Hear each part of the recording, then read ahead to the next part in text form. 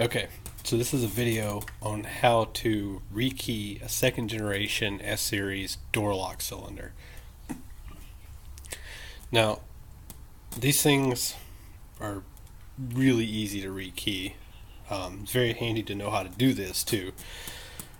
This includes S10, Sonomas, Blazers, Jimmys, Bravadas, Hombres, whatever. It's all the same thing. Specifically for a second gen, I don't know much about first gens as far as the lock cylinders go. Now, what I recommend before you do this is that you go to the junkyard and buy a few lock cylinders. They usually only charge you like $1 for these things. I recommend to get at least 4 if you're doing your first vehicle, because you'll need a good combination of tumblers, which I'll explain why here in a little bit. So get like 4 of them, have them on hand, tear them apart, and have all the pieces handy. Now, I've got 3 S series. These are the keys for them. And you'll notice that none of the keys work on this lock cylinder. Now, this S series is one that I had to replace the ignition switch in, because contrary to what the internet will tell you, ignition lock cylinders do wear out. This one wore out, I had to replace it. Now, this is my ignition key, this is my door key. 2 are different, gotta have both of them. So, what I'm going to do to that vehicle is rekey the lock cylinder. Now, I'm not going to do this particular vehicle in this video because I need some number 1 tumblers and I don't have them. So, but if you replace your lock cylinder, your ignition lock cylinder, and you now have 2 sets of keys, or you change a door or a door handle or something like that, and you want to be able to use 1 key for the whole vehicle, this is how you do it. So we'll key this lock cylinder to this 99 Blazer key. So to start with, you're going to want to take this retaining clip off of the back here. There's a little tab that kind of snaps down in a hole there. You're going to want to pry up on that, push back, remove the retaining clip, and remove this little piece here, which actuates the door lock rod. Now you want to remove this cap, which has 4 little tabs in it that hold it in place. It's kind of springy. Now none of this is going to be that difficult because I've done this one before. Be careful with this. If you bend it, make sure you press these tabs back in before final assembly so that it stays in one piece when you put it back in the vehicle. But this is just a demonstration piece. Remove that cap. Slide this assembly out.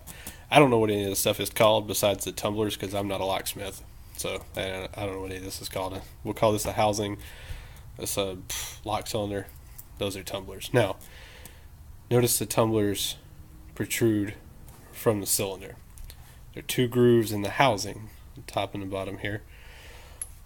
The tumblers set in those grooves. That's what prevents you from rotating it.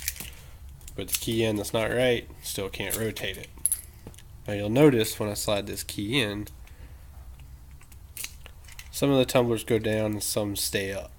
And that's because the tumblers are not right for the grooves in the key. There are only 5 tumblers in an S series lock cylinder. And to rekey it, we're going to remove them. So, the best way I found is to take something like a flathead screwdriver. This one's a little large, I can't find a smaller one.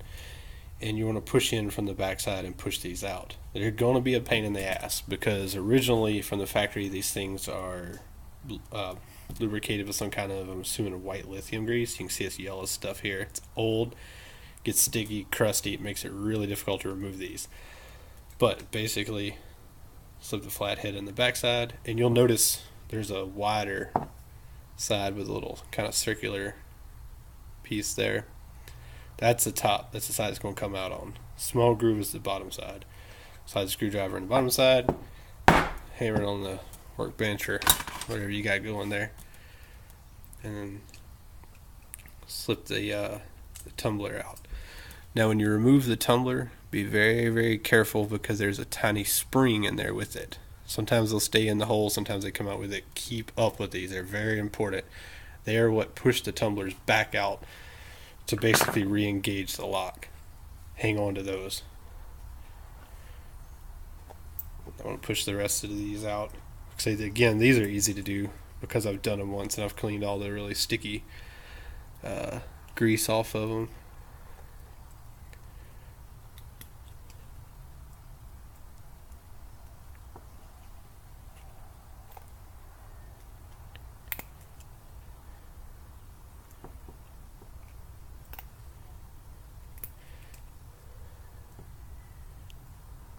Alright, so when you get the tumblers out, one of the things you'll notice is that these things have numbers on them.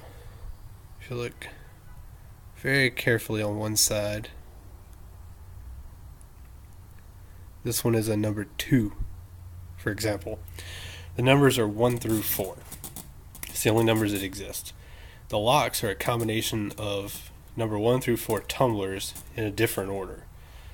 All of these are 2 because this is an example lock. But I've got some 4s here and some 2s and some 3s. Notice this one is a number 3. I don't have any 1s, which is why I can't rekey the lock cylinders for the truck that has 2 keys right now. I've got to get some more tumblers. I used all of the 1s rekey and a lock for a truck that I sold last fall. So there are your tumblers. And again, the whole lock cylinder is just a combination of these in a different order. If you take something like a 2 and a 4, you can see the difference between the two. This being a 2 on the left here, notice the position of this rectangular groove top to bottom versus a number 4. So that's your difference between the different numbers of tumblers. Numbers on the tumblers, I should say. So, to rekey this, take a spring, and I just lost that one, which is why you want extras. Slip it into that little circular hole.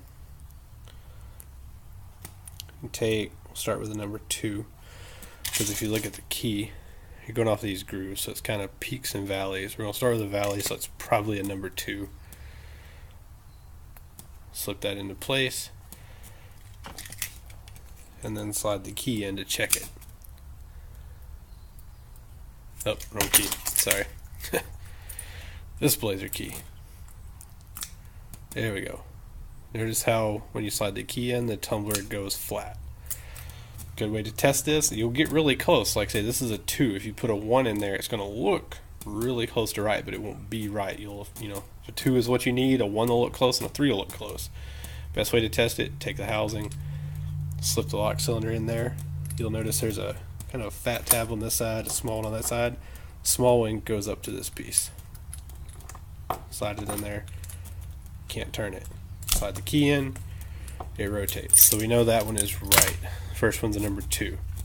If you look at the key, you'll see peaks and valleys. So based on that, we'll say the next one is probably a number 4. So slide a spring in.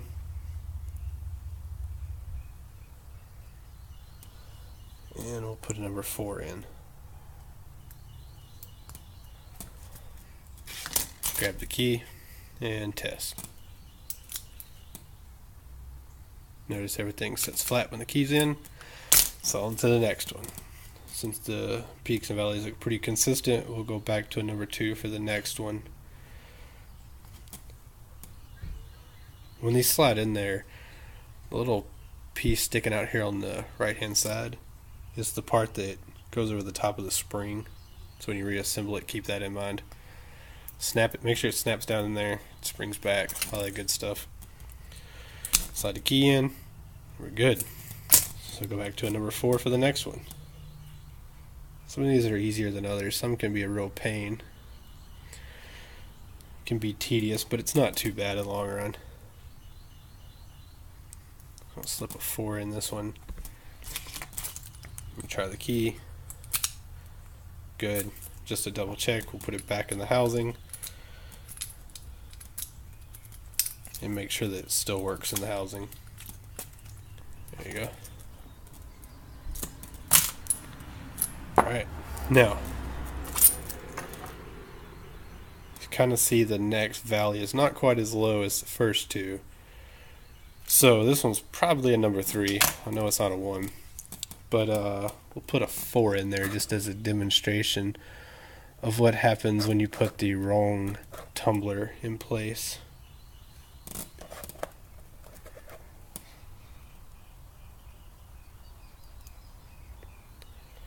You'll have to excuse my dirty hands. These lock cylinders are nasty. Alright, so we're going to put a 4 in here. This one should be close, but not quite. So that's a 4. Slide the key in. Wait, wrong key. Crap. Alright, slide the key in. It's close. It's protruding a little bit too much on the bottom. And this may even work, because again, S10 keys are not that precise. Sometimes you can get away with it, but so it works, but it hangs up a little bit. So it's not a 4. It's just really close, and that key is kind of worn out. It's worked better if I could do it with a new key. So get rid of the 4. We'll put a 3 in there.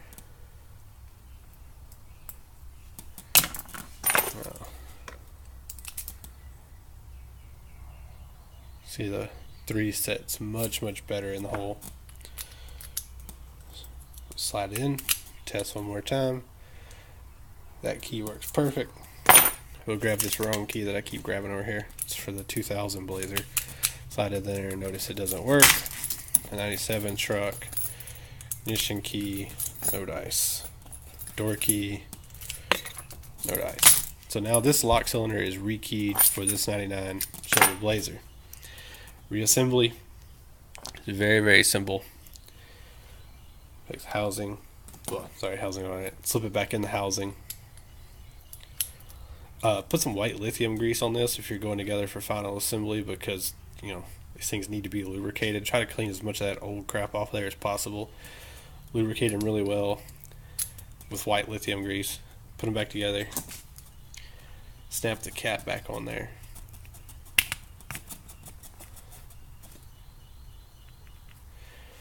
Put this little lock rod actuator arm on there. Slip the clip back on it.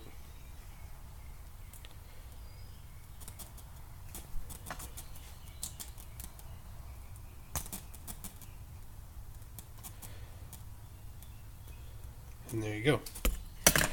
Reassembled. Check it one more time with the key. Perfect. So that's how you rekey a lock cylinder for an S series. I don't have a door handle handy to show you how to remove these, but in the door handle, basically this little spring-loaded piece right here is what holds it into the handle. So when removing it, there'll be a groove where you can access that. Just take a screwdriver or something, push down on that, slip this right out of the handle, then you can disassemble it. It's really simple, but that's all there is to it.